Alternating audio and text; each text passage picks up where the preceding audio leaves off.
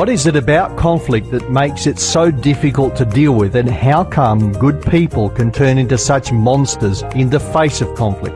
The most common way of dealing with conflict is to avoid it. Some people walk away, others get really upset, wind themselves up and attack, and others just get sick or go on stress leave. In fact, it's amazing what people will do in order to avoid conflict and the emotional stress that comes with it. There is a very clever saying that goes like this: denial is not a river in Egypt.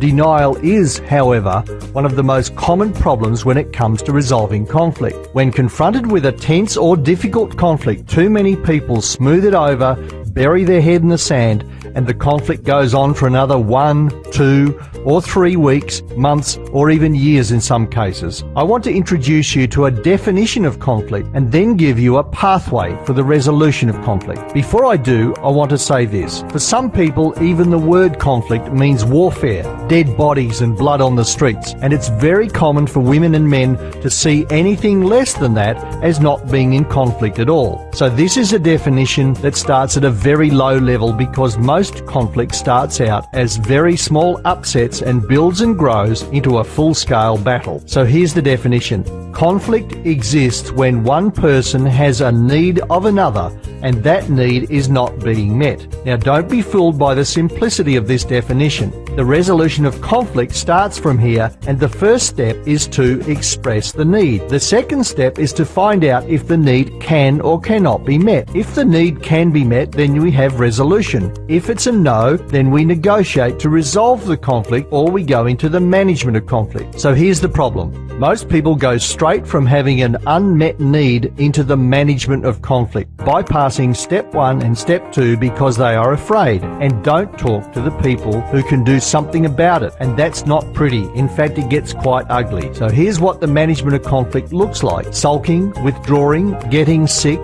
the silent treatment, backstabbing, gossiping, shouting, blocking, being aggressive, and getting angry. So the resolution of conflict starts with expressing your unmet need and then finding out if your unmet need can or cannot be met. If your conflict has escalated to the stage where it's too tough or sensitive or difficult to handle, then you really need to think seriously about involving a neutral third party to help you mediate the dispute, and we can help you out with that.